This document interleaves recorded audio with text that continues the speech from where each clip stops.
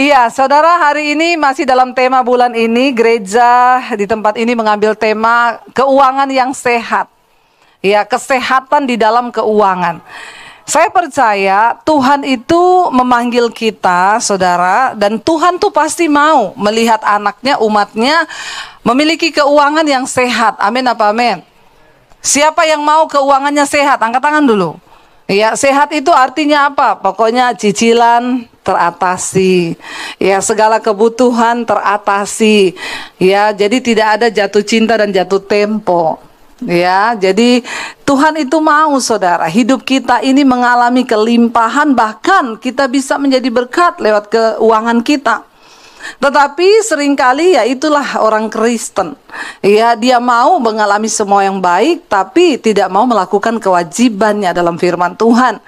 Saudara, saya selalu berkata begini, berkat Tuhan itu ada syaratnya, kasih Tuhan itu nggak ada syaratnya. Contohnya bagaimana? Ketika kita berbuat dosa, bahkan Tuhan memilih saudara dan saya menjadi anaknya, itu bukan karena kita ini baik. Tanpa syarat Tuhan menebus kita, tanpa syarat Dia mengambil saya menjadi anaknya. Bahkan ketika saya berdosa, Tuhan pilih saya. Jadi bukan karena kita baik, nggak ada syarat apa-apa. Saudara bikin dosa kemarin, hari ini saudara datang pada Tuhan, saudara minta ampun. Tuhan nggak ngomong gini, kamu lakukan dulu syaratnya, baru kamu datang minta ampun. No, kasih Tuhan itu tidak bersyarat. Tetapi berkat Tuhan itu bersyarat. Janji Tuhan itu bersyarat. Makanya saudara, di dalam Alkitab kita lihat janji-janji Tuhan. Jika engkau sungguh-sungguh mengikuti ketetapan-ketetapanku, maka perjalananmu di dunia ini berhasil dan beruntung. Itu satu, ada sebab, ada akibat. Apabila engkau dengan sungguh-sungguh, firman Tuhan berkata, menjadikan kebenaran menjadi barisan depanmu, maka kemuliaan Tuhan akan mengikuti engkau. Ada sebab, ada akibat. Ya, itu semua janji Tuhan. Nah, bagaimana kita ini dalam kehidupan kita sebagai orang percaya mengalami keuangan yang sehat? Ya, itu sangat penting. Kita seringkali hanya pengen berkat. Tapi kita lupa ada janji Tuhan, ada syarat yang harus kita lakukan supaya janji itu tergenapi di dalam hidup kita. Hari ini tema kecilnya, ya tema besarnya keuangan yang sehat. Tapi tema kecilnya adalah persembahan persepuluhan. Nggak usah menatap saya dengan muka yang kayak begitu. Saya tahu ini tema yang sulit untuk dijabarkan kepada orang percaya. Tetapi mau tidak mau, saya berdoa Roh Kudus memimpin saya ya untuk memberitahukan kebenaran supaya kita mengalami kemerdekaan, kesehatan dalam keuangan. Dan firman itu hanya bagi mereka yang mau kok saudara. Tidak ada paksaan. Kalau saudara mau lakukan, silakan, Anda yang akan diberkati. Saudara tidak lakukan juga tidak apa-apa, Anda yang akan menanggung resikonya. Nggak usah tegang gitu mukanya. Senyum sedikit saudara. Jadi saya tidak terintimidasi menyampaikan ini. Saudara, ya banyak yang datang bertanya kepada saya, Bu, perpuluhan itu kan di perjanjian lama. Ya, kita kan sudah di perjanjian baru. Bagaimana kita masih bisa memberi perpuluhan lagi? Itu sudah di perjanjian lama. Saudara dengar baik-baik. Kenapa perjanjian lama itu ditulis, tidak dihilangkan, supaya kita belajar dari nilai-nilai yang ada di dalamnya. Saya berkata begini saudara, perpuluhan itu Tuhan ajarkan kepada bangsa Israel. Pada waktu itu kita tahu bersama, 12 suku Israel, 11 suku itu mendapat bagian tanah. Mereka bekerja sebagai petani, sebagai peternak. Tapi satu suku yaitu Lewi dikhususkan menjadi pelayan Tuhan atau imam.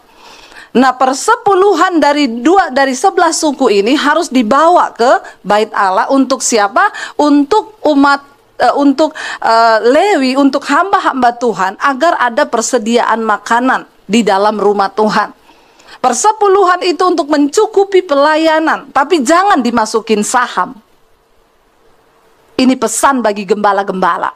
Saya bukan hanya berkhotbah bagi jemaat, Tapi saya berkhotbah bagi kita semua pelayan Tuhan dan juga gembala-gembala sidang. Seringkali di satu gereja itu karena uang kebanyakan dimasukin saham. Nah, di masa pandemi terjadi pemurnian, kena saham sampai ratusan miliar. Kapok, itu namanya pemurnian. Bilang amin dong. Biar bertobat yang dengar. Jadi uang jemaat juga nggak bisa disalahgunakan. Saudara, kenapa? Jemaat itu memberi perpuluhan tuh dengan mengalahkan kedagingan. Saya tahu tidak mudah. Banyak yang datang, Bu, saya cicilannya itu segini. Saya terima itu segini. Kalau saya ambil tuh perpuluhan, saya tidak cukup. Saya cuma bilang ini, jadilah sesuai imanmu. Memberi perpuluhan bukan soal perjanjian lama, perjanjian baru. Memberi perpuluhan itu untuk melatih sikap hati kita ini tidak tamak, nggak rakus akan uang. Katakan amin. Jangan rakus akan uang, saudara. Uang itu sangat-sangat berbahaya. Kenapa, saudara? Yesus berkata, kita baca dulu Injil Matius pasal yang ke-6. Injil Matius pasal yang ini tidak ada di dalam ayat ya, tapi nggak apa-apa. 6 ayat 24. Kenapa sangat berbahaya kalau kita menjadi hamba uang, saudara? Yesus berkata begini, saudara. Tak seorang pun dapat mengabdi kepada dua tuan. Karena jika demikian, ia akan membenci yang seorang dan mengasihi yang lain. Atau ia akan setia kepada yang seorang dan tidak mengindahkan yang lain. Kamu tidak dapat mengabdi kepada Allah dan kepada Mamon. Satu-satunya yang Yesus sejajarkan dirinya dengan Allah, dengan penyembahannya itu siapa? Uang. Kamu tidak bisa mengabdi kepada Allah dan kepada Mamon. Di dunia ini, saudara, orang kalau tidak bertobat, yang dia cari apa? Nomor satu, orang yang tidak bertobat, nggak kenal Tuhan, yang dia cari apa? Apa, saudara? Nggak usah pura-pura nggak tahu. Yang dia cari uang. Orang yang mengenal Tuhan, yang sudah percaya pada Tuhan, harusnya yang dia cari Tuhan. Tapi ternyata di dalam prakteknya masih banyak orang yang ngaku Kristen, tapi lebih fokus kepada uang daripada Tuhan. Kenapa, saudara, saya berkata bahwa perpuluhan itu wajib? Karena kita ini sebenarnya bukan hanya 1/10 yang Tuhan punya. 1000% dari hidup kita adalah milik Tuhan. Ingat itu baik-baik. Ketika engkau memberi persepuluhan, itu hanya untuk melatih sikap hatimu itu tidak pelit, tidak tamak, tidak rakus akan uang. Kenapa kita harus berlatih terus memberi perpuluhan, mengalahkan kedagingan untuk memberi, saudara, supaya kita nggak jadi hamba uang yang mengabdi kepada Mamon. Karena kalau engkau mencintai Mamon, engkau pasti akan membenci Tuhan. Makanya banyak orang itu gampang, saudara, nyanyi, ku berikan hatiku dan jiwaku, semuanya bagimu. Waktu diminta uangnya, halo Pret, nyanyi pinter. Orang Kristen tuh kalau di gereja nyanyi pinter, kayak iya oh. Tapi waktu sudah bicara soal uang, sorry Tuhan, hatiku kuberikan, jiwaku kuberikan, tapi dompetku tunggu Tuhan. Makanya kita ini tidak pernah mengalami yang namanya ya kesehatan di dalam keuangan. Dan hati-hati, saudara, jangan terjebak. Tapi kita maunya diberkati banyak. Sementara kalau sudah bicara menabur, aduh tunggu dulu, banyak nih yang terdapat di sini, gak usah angkat tangan. Di dalam hati saja bertobat. Ya, apalagi ngasih persembahannya, lagunya persembahan kami sedikit sekali. Sedikit terus ngomong apa? Kiranya Tuhan terimalah dengan senang apa? Hati. Kurang ajar nggak? Udah ngasihnya sedikit, minta Tuhan terima dengan senang Lalu terdengar suara dari sorga, malaikat bernyanyi, berkat yang ku beri. Nyanyi. Sedikit sekali. Lalu apa? Kiranya engkau terimalah dengan senang. Halo saudara. Ada sebab, ada akibat. Ada janji firman Tuhan, ketika kita melakukan sesuatu ada janjinya. Nah, mari kita buka Maleakhi pasal yang ketiga, saudara. Kita baca mulai ayat yang ke-6. Maleakhi 3 ayat yang ke-6. Apa kata firman Tuhan di sana? Ya, Maleakhi 3 ayat yang ke-6 firman Tuhan berkata begini, bahwasannya aku Tuhan tidak berubah, dan kamu Bani Yakub tidak akan lenyap. Ingat, Tuhan tidak berubah, janjinya nggak pernah berubah. Sejak zaman, dikatakan ayat yang berikutnya, sejak zaman nenek moyangmu, kamu telah menyimpang dari ketetapanku dan tidak memeliharanya. Kembalilah kepadaku, maka aku akan kembali kepadamu, firman Tuhan semesta alam. Tetapi kamu berkata, dengan cara bagaimanakah kami harus kembali? Ini terjadi kepada bangsa Israel. Mereka ini sudah berbuat dosa, melanggar ketetapan Tuhan, tapi nggak ngeh-ngeh. Dikatakan Tuhan kembali. Dengan cara apa Tuhan kami kembali? Emang kita salah apa? Ada orang-orang yang nggak tahu diri, saudara.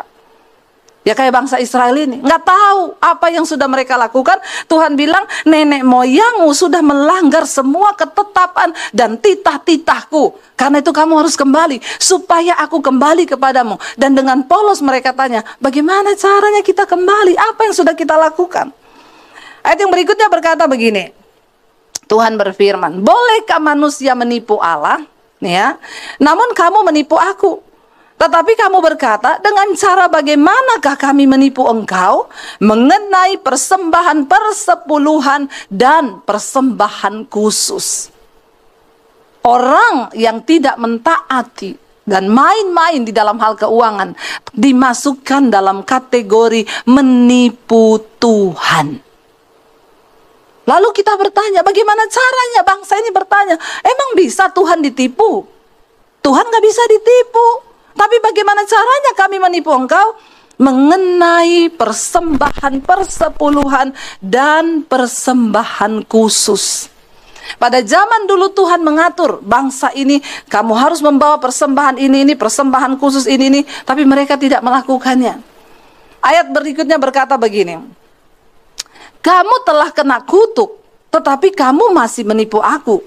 Ya, kamu seluruh bangsa. Sudah kena kutuk, nggak sadar, nggak ngerti, masih tipu Tuhan lagi.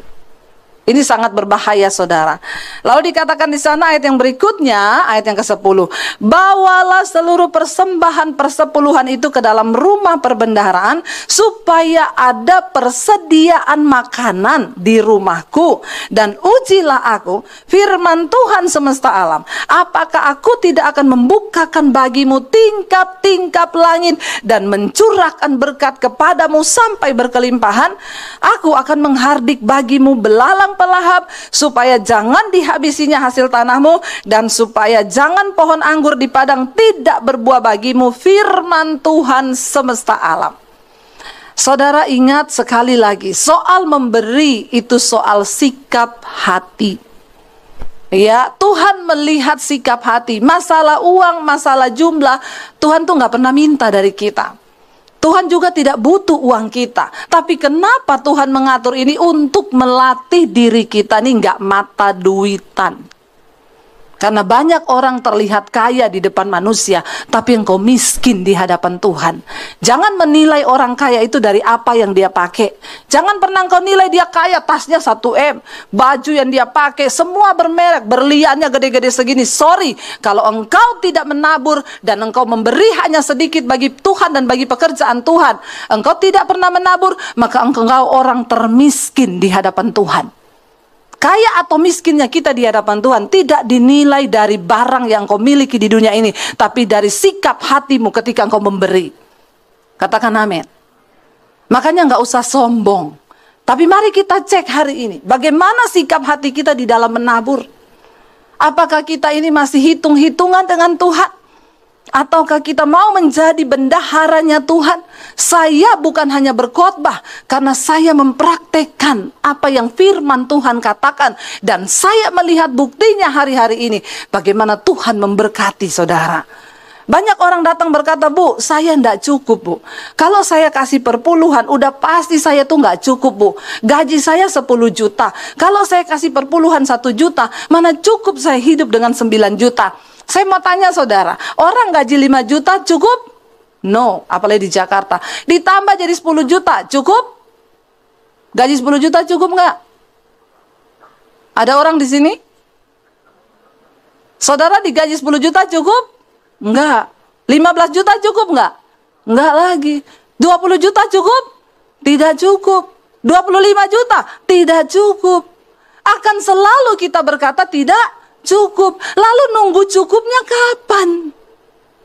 Kalau kita berkata saya enggak cukup, Bu, kalau menabur, berarti engkau kurang iman. Karena untuk menabur, jangan tunggu cukup. Di dalam Alkitab, persembahan terbesar yang tercatat di dalam Alkitab bukan dari orang kaya. Dari seorang janda miskin yang memberi dengan sikap hati yang benar. Karena dia tahu hidupnya seluruhnya milik Tuhan.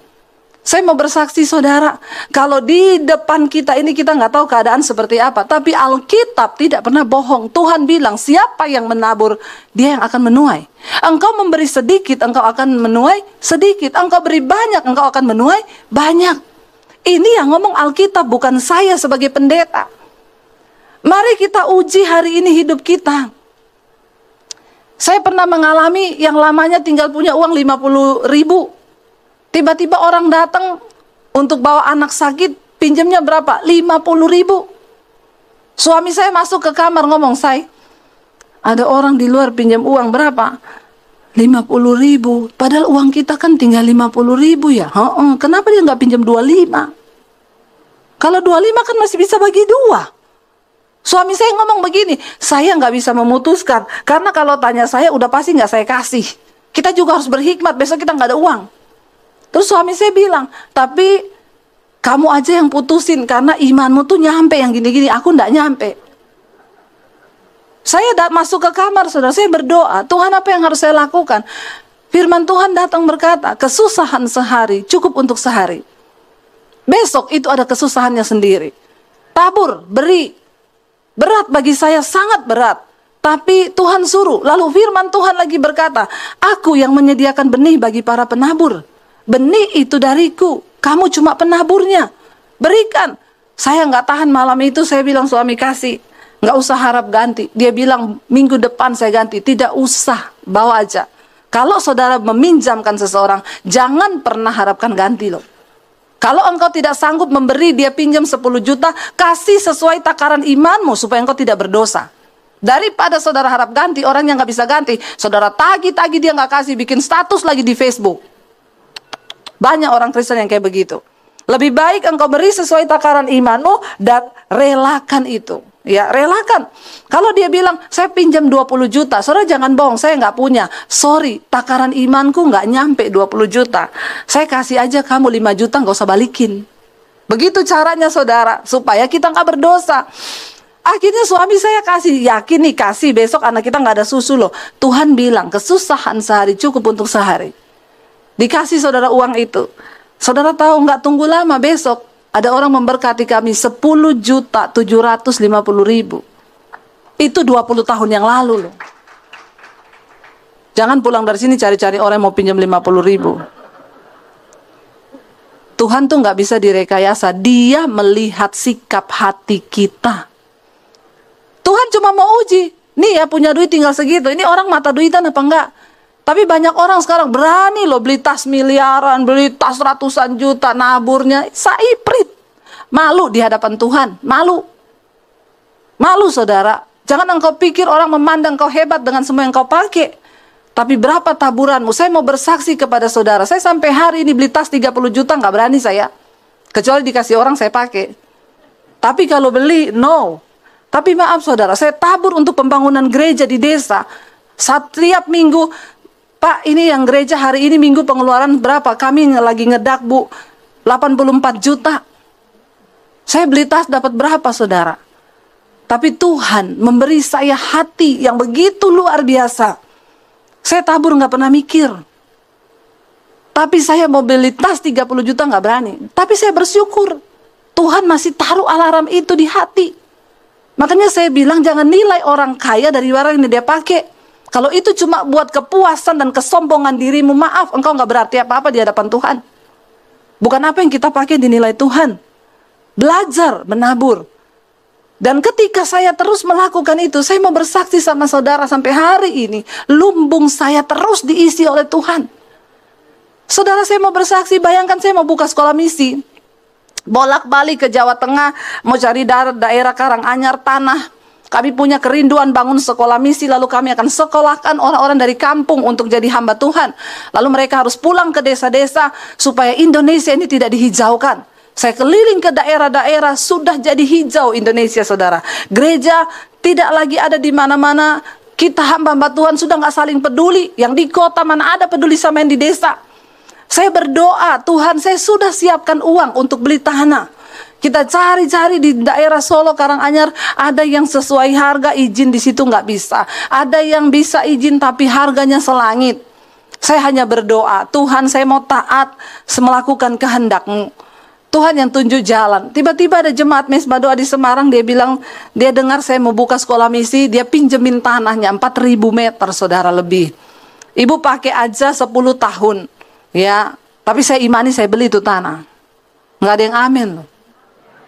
Tolong agak respon yang agak rohani dikit ya, amin gitu ya.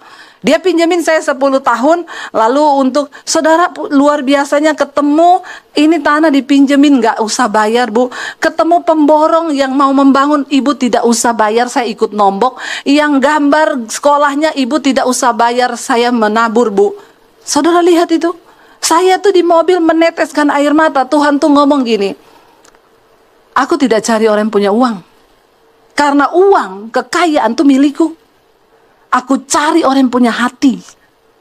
Ketika ada orang yang punya hati dan punya iman, maka proyek-proyekku di bumi ini bisa terjadi. Ada orang yang bilang, Bu, itu proyek rugi loh sekolah misi. Saya meneteskan air mata, saya bilang ini proyek Tuhan. Kita harus cetak hamba-hamba Tuhan untuk mereka pergi dan memenangkan bangsa ini. Kalau kita cuma pikir diri kita tiap minggu ganti tas, ganti ini, ganti itu. Sampai kapan, saudara? Kau nggak pernah peduli dengan pekerjaan Tuhan. Maaf, satu saat ketika kita berdiri di hadapan Tuhan, Tuhan akan minta pertanggungjawaban loh. Setiap bulan kamu aku berkati berapa? Yang kamu pakai untuk menabur berapa? Yang kamu pakai untuk memuaskan diri berapa? Saudara, waktu saya tidak memikirkan diri saya, banyak orang yang Tuhan siapkan untuk memikirkan saya. Percayalah, janji Tuhan itu tidak pernah berbohong. Dia bilang apa? Kalau engkau mengembalikan milikku, aku akan menghardik belalang pelahap. Ada orang dapat gaji 10 juta, dia nggak mau kasih 1 juta. Dia bilang terlalu besar, Bu. Minggu depan anaknya sakit, berobat, datang ke rumah sakit, 750.000. Minggu depan mobilnya ditabrak, dia harus bayar asuransi sekian ratus juta. Waktu dia hitung-hitung totalan, saya malah tombok banyak ya. Iya, itu belalang pelahap. Waktu engkau tidak memberi dan mengembalikan milik Tuhan, maka berkatmu tidak ada dalam perlindungan Tuhan. Uangmu habis, engkau nggak sadar. Harus ini, harus itu, sakit, ini. Waktu dihitung, gaji 10 juta. Untuk belalang pelahap dia keluarin 3,5 juta. Kenapa? Karena engkau nggak percaya pada janji Tuhan. Hidupmu kena kutuk. Itu yang Alkitab bilang. Kita nggak rasa, saudara. Ada pengeluaran-pengeluaran yang tidak kita duga. Harusnya kan itu tidak terjadi. Ya, kayak seseorang yang bersaksi kepada saya, Bu Dewi, saya ini dari muda ke dokter syaraf terus, Bu. Saya suntik syaraf. Tapi ketika saya dapat channel Ibu, saya ikut Mesbah Doa setiap malam. Setelah pandemi, Bu, 2 tahun saya nggak pernah ke dokter syaraf, Bu.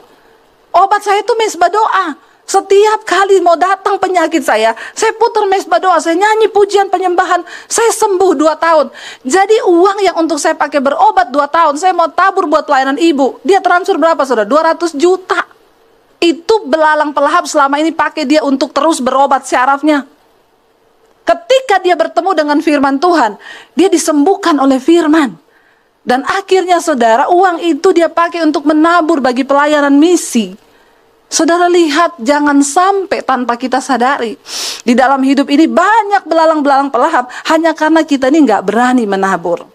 Ayo saudara, kita percaya ya. Saya ini berkata begini bukan supaya saudara tabur sama saya loh, enggak. Ya, buka kepekaan, Tuhan aku mau melakukan bagianku di dalam kerajaan-Mu, ya. Dan saya pengen kita baca saudara. Dan Tuhan berkata di sana tadi, Maleakhi pasal 3 saudara, Tuhan berkata begini, aku Allah semesta alam, aku akan membukakan bagimu tingkap-tingkap langit dan mencurahkan berkat kepadamu sampai berkelimpahan. Aku akan menghardik bagimu belalang pelahap, supaya jangan dihabisinya hasil tanahmu, dan supaya jangan pohon anggur di padang tidak berbuah bagimu. Kalau hidup kita memang menjadi berkat dan kita saudara orangnya menabur berani, ada alasan untuk Tuhan memberkati kita. Biar dia temukan alasan apa dalam diri kita itu dia harus memberkati kita. Karena kita mau menjadi orang yang menjadi bendaharanya Tuhan. Maka jangan tunggu cukup bagi dirimu. Karena tidak akan pernah cukup kita. Dikatakan di sana, sebab ya firman Tuhan berkata, maka segala bangsa, ayat yang berikutnya, maka segala bangsa akan menyebut apa? Kamu berbahagia. Sebab kamu ini akan menjadi kesukaan firman Tuhan semesta alam. Ya dikatakan di sana, segala bangsa. Orang yang melihat hidupmu akan berkata, ini orang bahagia banget. Kenapa? Karena Tuhan menyertai. Karena Tuhan melindungi berkat kita. Ingat saudara, jangan sampai kita ini menjadi hamba mamon. Kita baca 1 Korintus pasal 6 ayat yang ke-9 sampai ayat yang ke-11. 1 Korintus 6 ayat yang ke-9 saudara. Kenapa kita harus berhati-hati supaya kita nggak jadi hamba uang? Di sana dikatakan 1 Korintus pasal yang ke-6 ayat yang ke-9. Atau tidak tahukah kamu, baca bersama, bahwa orang-orang yang tidak adil tidak akan mendapat bagian dalam kerajaan Allah. Jangan sesat, orang cabul, penyembah berhala, orang bersinah, banci, orang pemburit, pencuri, orang kikir, pemabuk, pemfitnah, dan penipu tidak akan mendapat bagian dalam kerajaan Allah. Termasuk di dalamnya orang kikir. Bilang kanan kirimu, jangan kikir. Nggak masuk surga loh. Amin saudara. Jangan kikir, terutama untuk pekerjaan Tuhan. Iya, saya melihat saudara, pekerjaan Tuhan terutama orang Kristen itu kasihan pelayanan ya. Kalau saudara lihat di desa-desa, sulit. Kenapa? Karena orang Kristen cuma mikirin dirinya sendiri, nggak pernah mikir kerajaan Allah. Tapi hari ini saya berdoa supaya kita semua hatinya terketok. Jangan mikir dirimu sendiri. Karena Tuhan bekerja, dia cari orang-orang yang punya hati. Bagi Tuhan memberkati engkau itu terlalu mudah. Tapi biar dia temukan alasan. Apa alasannya Tuhan itu memberkati kita? Ya, supaya kita ini bergerak bersama bagi pekerjaan Tuhan. Ya, di sana dikatakan orang kikir nggak masuk surga. Ayat yang terakhir, Ibrani pasal yang ke-13 ayat yang ke-5 saudara. Ibrani pasal 13 ayat yang ke-5, firman Tuhan berkata demikian, baca bersama. Janganlah kamu menjadi hamba uang, dan cukupkanlah dirimu dengan apa yang ada padamu. Karena Allah telah berfirman, aku sekali-kali tidak akan membiarkan engkau, dan aku sekali-kali tidak akan meninggalkan engkau.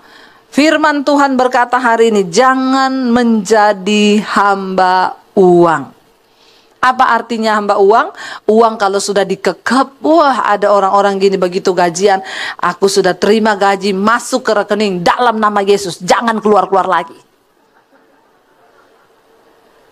Semakin engkau simpan, jadi mata air yang busuk saudara. Tapi kalau engkau menjadi saluran berkat Tuhan, Tuhan, untuk apa uang yang ada di tanganku ini? Apa yang harus aku lakukan dengan uang yang ada di tanganku? Berdoa, bertanya kepada Tuhan, untuk apa Tuhan uang ini? Maka Tuhan itu akan mempercayai engkau. Jadilah hamba-hamba yang dapat dipercaya. Jadilah bendahara-bendahara yang dapat dipercaya. Karena ikuti maunya kita ini tidak akan pernah ada puasnya. Tapi ketika kita mau dipakai menjadi alat Tuhan, maka Tuhan saudara sanggup melipat gandakan semua yang ada dalam hidup kita. Ingat firman Tuhan bilang, janganlah kamu menjadi hamba uang dan cukupkanlah dirimu dengan apa yang ada padamu. Karena Allah telah berfirman, aku sekali-kali tidak akan membiarkan engkau, aku tidak akan meninggalkan engkau. Itu janji Tuhan. Ya, kita perlu berdoa juga buat bangsa ini saudara, supaya kepemerintahan di bangsa ini berdiri orang-orang jujur. Kenapa? Karena berkat orang jujur itu memperkembangkan kota. Bagaimana hidup kita bisa berdampak bagi kota waktu kita ini menjadi orang yang jujur, ya. Jadi dikatakan tuh berkat orang jujur. Berarti sebagai orang jujur itu ada berkatnya loh. Katakan amin. Ya, berkat orang jujur itu memperkembangkan kota. Tetapi ya, kelakuan orang fasik, mulut orang fasik itu meruntuhkannya. Makanya saya tidak pernah berhenti berdoa, Tuhan berkati bangsa Indonesia, murnikan bangsa ini, lembaga-lembaga negara, mulai dari Bapak Presiden, bahkan TNI, Polri, biar semua dimurnikan saudara. Kenapa? Karena kalau ada orang jujur di dalam kepemerintahan di bangsa kita, maka akan berkembang bangsa ini, akan berkembang kota ya. Tetapi kalau yang ada di atas itu semua orang fasik, maka jangankan berkembang, yang ada runtuh, kata firman Tuhan. Demikian di dalam rumah tangga kita. Suami-suami, kalau engkau menjadi suami yang jujur, maka rumah tanggamu itu berkembang. Katakan. Istri-istri, kalau engkau menjadi istri yang jujur, maka rumah tanggamu juga berkembang. Ya, kalau dalam hal uang jujur apa enggak? Ini dulu kita mulai dari yang terkecil dan yang paling utama nih dalam keluarga. Ayo bapak-bapak dan ibu-ibu, sudah saling jujur nggak hal keuangan? Tatap mata saya. Ya, kalau kita nggak bisa jujur dalam hal ini, percuma, nggak bisa kita bicara yang lain dulu. Dimulai dari yang terkecil ini dulu, masalah keuangan. Ya, tetapi semua jemaat di sini sudah tahu, saya sudah mengajarkan. Ibu-ibu, bapak-bapak, suami-suami, suami istri itu saling tahu PIN ATM. Nggak ada yang amin. Supaya nanti kalau salah satu mati nggak repot. Ya, saya sudah bilang kan dulu, ada suami mati mendadak, istrinya nggak ngerti nomor PIN ATM suaminya. Jadi bingung mau beli peti, nggak bisa, pinjam uang sama orang, tunggu dulu, panggil petugas, notaris, urus dulu, baru kasih tahu PIN, baru bisa dibuka ATM-nya. Ini menjadi pelajaran bagi kita. Kita nggak bisa bicara kejujuran yang lebih lebar. Kalau dalam hal keuangan saja, kita nggak bisa jujur. Ibu-ibu tolong jangan jadi istri yang pintar cari uang. Uang suami disimpan di mana, dicari sampai kata suami, saya tuh susah bu nikah sama istri saya, pinter cari uang. Saya selipin di kaos kaki, dia ketemu itu uang. Di rak juga dia ketemu, memang istri saya tuh pinter cari uang. Tapi di sini tidak. Kita mau jujur. Kenapa? Berkat orang jujur memperkembangkan rumah tangga. Kalau kita hidup jujur, usaha kita diberkati Tuhan loh. Ya, asal kita mau jujur. Orang Kristen harus jujur. Dalam hal pajak juga harus. Haleluya. Supaya hidup itu nggak deg-degan. Jujur itu enak. Tapi kalau simpan-simpan bohong itu nggak enak. Oke, kita akan belajar dari salah satu tokoh di Alkitab. Kalau kita ini jujur, apa yang kita dapatkan? Banyak ya. Yang jujur itu Yusuf, Ayub. Kita lihat semua yang jujur-jujur. Tapi hari ini saya mau ambil tentang salah satu orang raja yang terkenal jujur di Israel. Dari 2 Tawarik pasal 31 ayat yang ke-20 dan ayat 21. 2 Tawarik pasal 31 ayat 20 dan ayat 21. Ya, dikatakan di sana, baca sama-sama 1, 2, 3. Demikianlah perbuatan Hizkia di seluruh Yehuda. Ia melakukan apa yang baik, apa yang jujur, dan apa yang benar di hadapan Tuhan Allahnya. Ayat 21 dikatakan di sana. Ya, dalam setiap usaha yang dimulainya untuk pelayanannya terhadap rumah Allah dan untuk pelaksanaan Taurat dan perintah Allah, ia mencari Allahnya. Semuanya dilakukannya dengan segenap hati, sehingga apa? Segala usahanya berhasil. Siapa mau berhasil? Katakan jujur. Ya, jujur. Alkitab berkata Hizkia seorang raja yang melakukan segala sesuatu itu dengan baik, dengan kejujuran. Bahkan setiap kali dia melakukan apapun, dikatakan di sana, dia meminta petunjuk Allah. Dan karena itu Tuhan membuat semua yang dilakukan, segala usahanya itu berhasil. Saudara, kita tahu bersama Hizkia ini padahal memiliki seorang ayah, yaitu raja yang terburuk sepanjang sejarah Israel, papahnya. Ya, jadi belum tentu memang ya papahnya itu baik terus anaknya baik. Belum tentu papanya jahat terus anaknya jahat. Ya, ini tergantung semua. Jangan kita, wah itu memang bapaknya gitu mesti anaknya gitu. Nggak harus. Atau memang anaknya gitu mesti bapaknya gitu. Nggak. Ini Alkitab berkata Hizkia itu ayahnya adalah Raja Ahaz. Itu raja terburuk di sepanjang sejarah Raja Israel, saudara. Nah, ketika Hizkia ini menggantikan ayahnya waktu ayahnya mati, dikatakan di sana, ya Hizkia itu memperbaharui semua. Dia tatanan di dalam ibadah Israel, dia memperbaiki untuk tatanan dalam kaum Lewi, keimaman. Dia menghancurkan kuil-kuil penyembahan berhala yang dibangun di zaman ayahnya Raja Ahaz.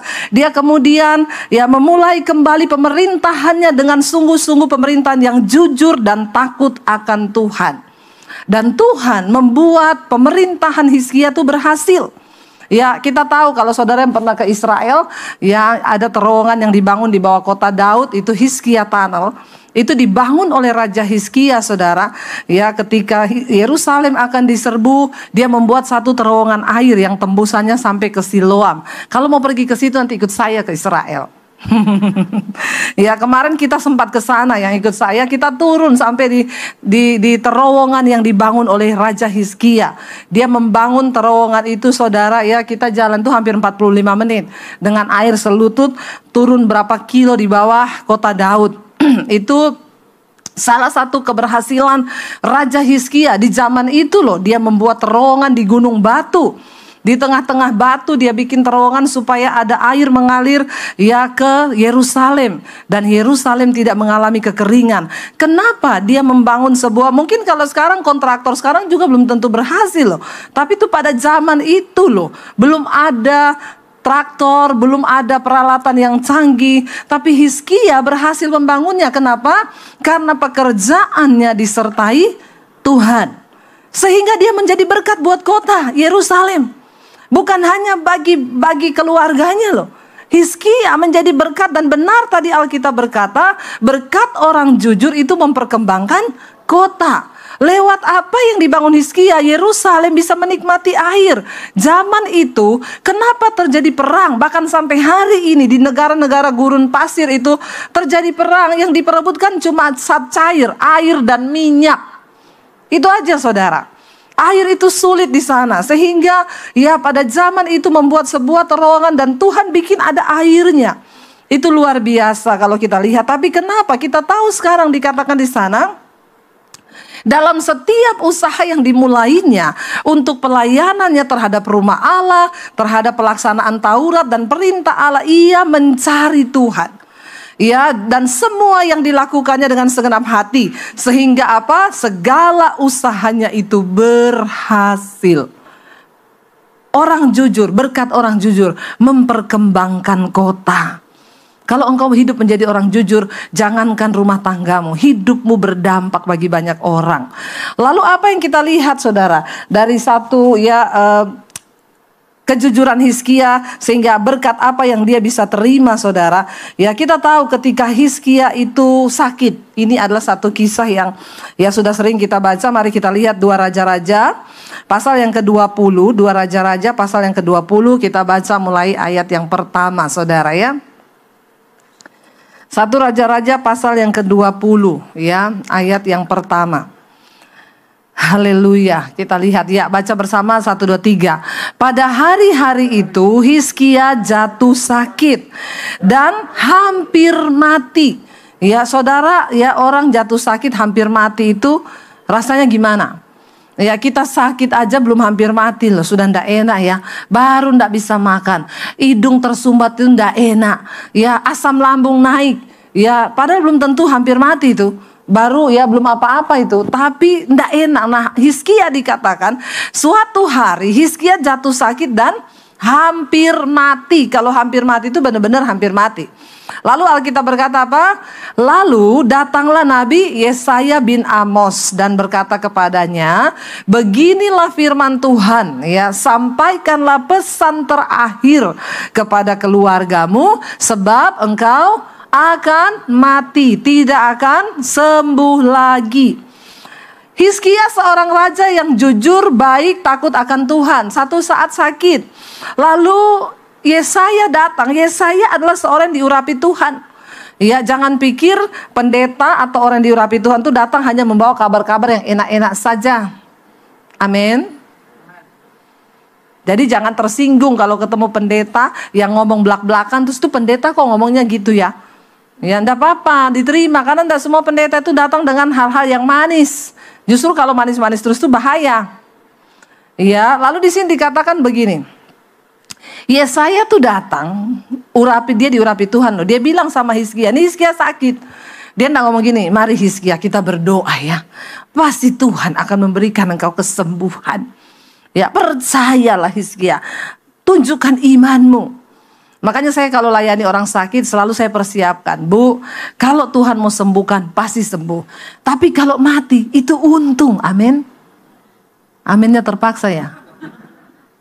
Ya, kalau Tuhan mau sembuhkan pasti sembuh. Tapi kalau mati itu keuntungan, ya.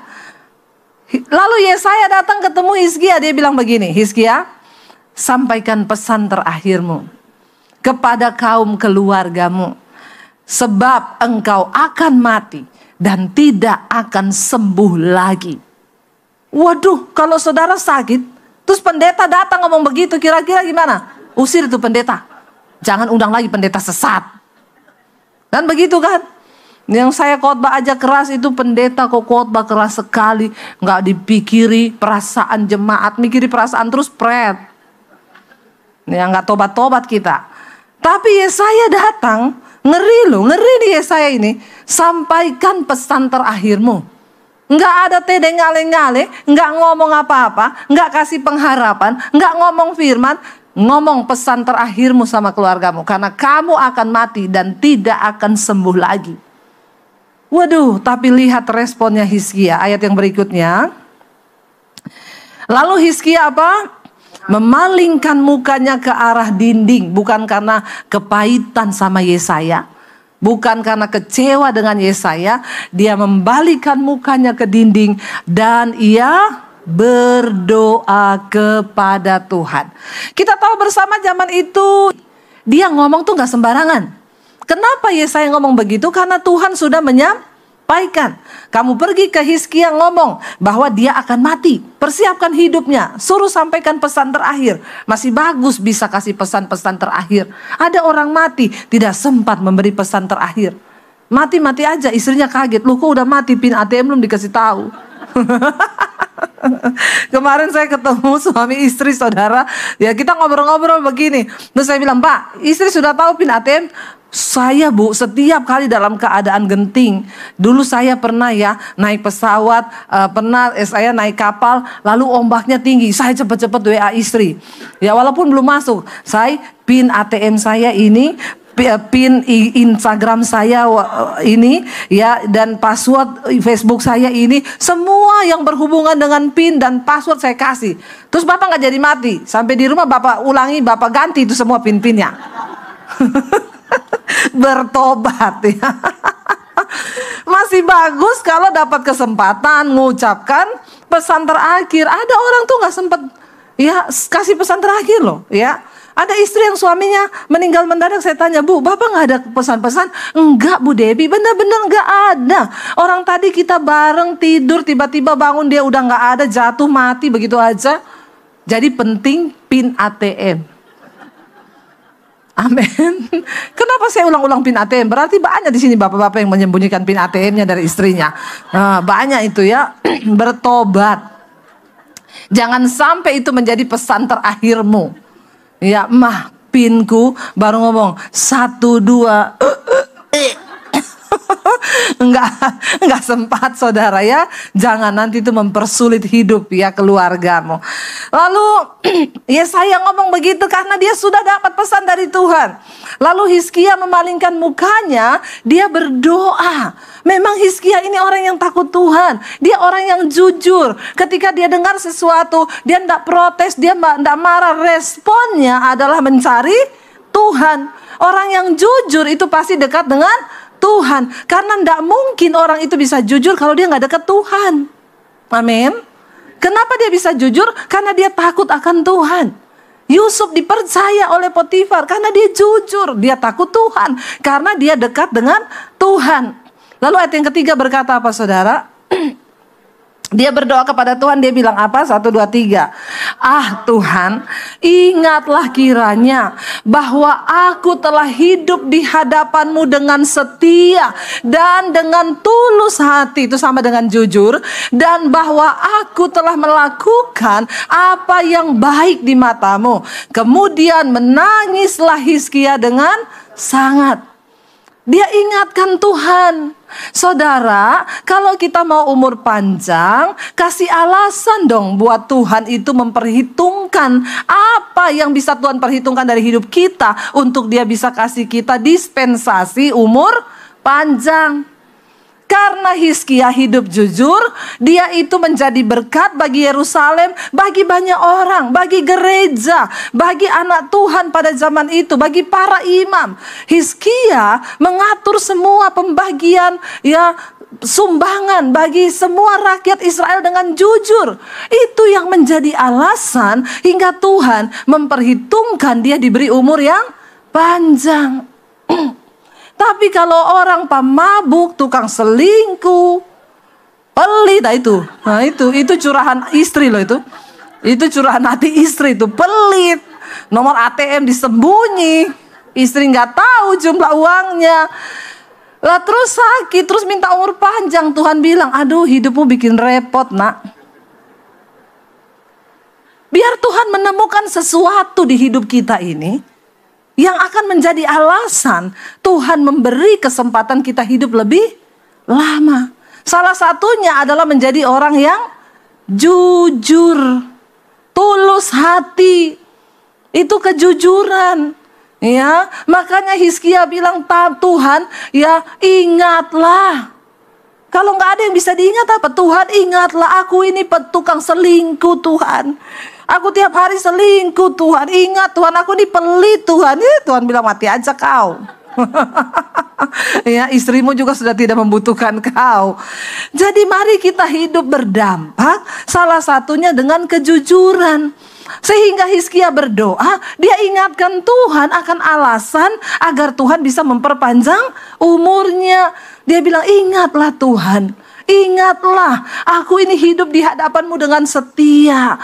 Aku hidup dengan tulus hati, dengan jujur. Dan bahwa aku ini telah melakukan apa yang baik di mata-Mu. Kemudian dia menangis dengan sangat terseduh-seduh. Lalu ayat yang berikutnya, ayat 4 berkata apa saudara? Tetapi ayat yang keempat, tetapi Yesaya belum lagi keluar dari pelataran tengah dari kamarnya Hizkia, tiba-tiba datanglah firman Tuhan kepadanya. Ayat yang kelima. Jadi Yesaya belum pergi saudara. Apa yang Tuhan sampaikan? Baiklah dan katakanlah, ya Tuhan berkata kepada Yesaya, baliklah. Jadi Yesaya ini sudah mau pulang, ya, baru sampai di pelataran di ruang tengah, Tuhan bilang baliklah. Balik kepada Hizkia dan katakanlah kepada Hizkia, raja umatku, beginilah firman Tuhan Allah Daud bapa leluhurmu, telah dikatakan apa? Ku dengar doamu dan telah kulihat air matamu. Sesungguhnya aku akan menyembuhkan engkau pada hari yang ketiga. Engkau akan pergi ke rumah Tuhan. Aku akan memperpanjang hidupmu berapa? 15 tahun lagi. Dan aku akan melepaskan engkau dan kota ini dari tangan Raja Asyur. Aku akan memagari kota ini oleh karena aku dan oleh karena Daud hambaku. Saudara, kita lihat, akhirnya Tuhan memberi perpanjangan umur kepada Hizkia. Berapa lama? 15 tahun. Saudara, kira-kira diperpanjang 15 tahun itu lama enggak? Lama loh, puji Tuhan ya saudara ya. 15 tahun diperpanjang umur kita. Dan Hizkia mendapatkan itu dari Tuhan. Kenapa? Karena dia hidup jujur di hadapan Tuhan. Ya, dan akhirnya Tuhan berfirman lewat Yesaya, sampaikan, bahkan dapat bonus. Tuhan bilang, bukan hanya aku memberikan engkau umur panjang, tapi aku akan memagari kotamu dan akan melindungi engkau dari Raja Asyur. Dan kita tahu bersama saudara, ya, Hizkia itu akhirnya melihat pembelaan Tuhan. Ketika beberapa tahun kemudian orang-orang Asyur itu kembali dan mereka mengejek-ngejek nama Allah Israel, barisan bangsa Israel yang hidup, Tuhan yang hidup. Mereka mengejek dan mengancam Yerusalem. Dan Raja Hizkia, dia pergi ke bait Allah. Untuk apa? Berdoa. Orang yang jujur, doanya didengar Tuhan. Waktu Asyur datang untuk mengepung Yerusalem, ya, Raja Hizkia datang ke bait Allah, dia berdoa dan dia minta Tuhan, genapi janjimu, bebaskan bangsa kami. Dan akhirnya Nabi Yesaya datang dan berkata saudara kepada dia, ini saya berkata, ya Allah telah mendengar doamu. Dan pada malam yang sama ketika Hizkia berdoa, malaikat Tuhan membunuh 185.000 prajurit di kem Asyur. 185.000 prajurit mati. Siapa yang bunuh? Malaikat. Wow gak? Wow loh, saya sampai berkeringat loh. Wow banget. Wow, dahsyat gak saudara? Malam yang sama, waktu Hizkia berdoa, Tuhan mendengar doa seorang yang jujur. Tuhan mendengar teriakan orang yang jujur. Dan apa yang terjadi? 185.000 prajurit Asyur mati tewas di kem mereka sendiri. Belum berperang, Tuhan bunuh habis. Nggak tahu cara matinya bagaimana, tapi malaikat membunuh. Tiba-tiba mati saudara.